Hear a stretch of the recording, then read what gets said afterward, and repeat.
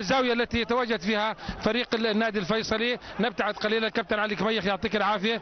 أكيد يعطيك العافية. شو بنحكي عن أول انتصار لأول مدرب سعودي في الدوري الأردني؟ أول شيء طبعا أحب أشكركم على تواجدكم، أشكر القناة الأردنية على نقل هالمباراة، أشكر الجماهير اللي حضرت، جمهور الفيصلي اللي ساندنا في ظروف صعبة جدا، أشكر جمهور الرمثة على حضوره وأعطى المباراة قيمة داخل الملعب، أشكر زملائي في الجهاز الفني في فريق الرمثة ولاعبي فريق الرمثة قدموا مباراة حقيقة جيدة.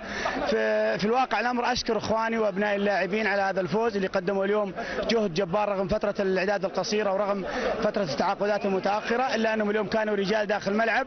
نهدي هذا الفوز كبداية في مسابقة كأس الأردن لجماهير الفيصل الوفية، ونهدي إهداء خاص لمن يقف خلف هذا الفريق معالي الشيخ سلطان العدوان اللي مواقفه مشرفة معنا وسهل مهمتي أنا وزملائي في الجهاز الفني الكابتن عبد الرحمن الحمدان والكابتن أنيس والكابتن ماجد العلي. تراهن على هذا الفريق؟ والله بدري على المراهنة لأنه أول شيء مجموعتنا صعبة. اثنين نقصد في الموسم بشكل عام الدوري والكاس. طبعا المراهنة في كرة القدم أخوي محمد صعبة جدا، لكن أنا أعد بالعمل الجاد أنا وزملائي. في واقع الأمر الرسالة اللي أعطونيها اللاعبين من أول ما وصلت أنهم سيعملون بكل جد واجتهاد، وهذه أهم عوامل النجاح. أن اللاعبين لديهم الرغبة أنهم يقدمون شيء. جماهير الفيصلي من حق علينا أن نعمل. أشكر من حضر هذا اليوم وأهدي هذا الفوز لمعالي الشيخ. جمهور حلو اليوم ها؟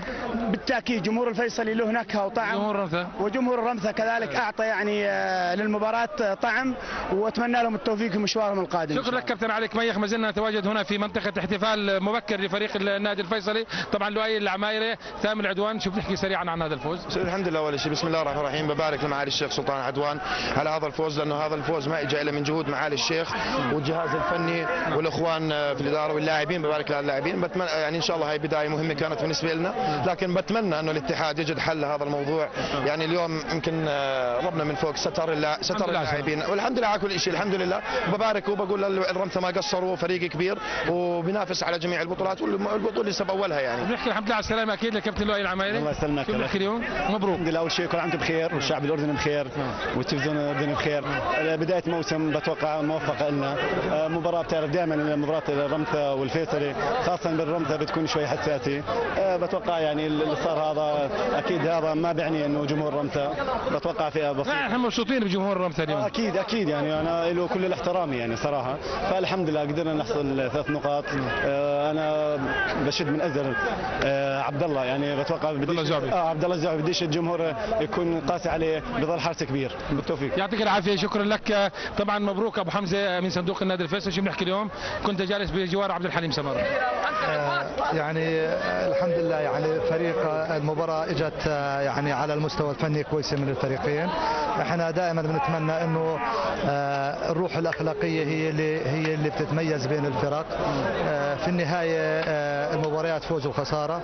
شكرا لرمثة اليوم. وبنتمنى شكرا رمثة، بنتمنى نشوف طريقه اخرى في ملعب الامير هاشم، لانه حقيقه كل الفرق بتلعب تحت ضغوط كبيره جدا. شكرا لك. اذا يبدو انه هناك اجواء متوتره بعض الشيء خارج حدود الملعب. على كل حال هي لحظات مر من امامنا.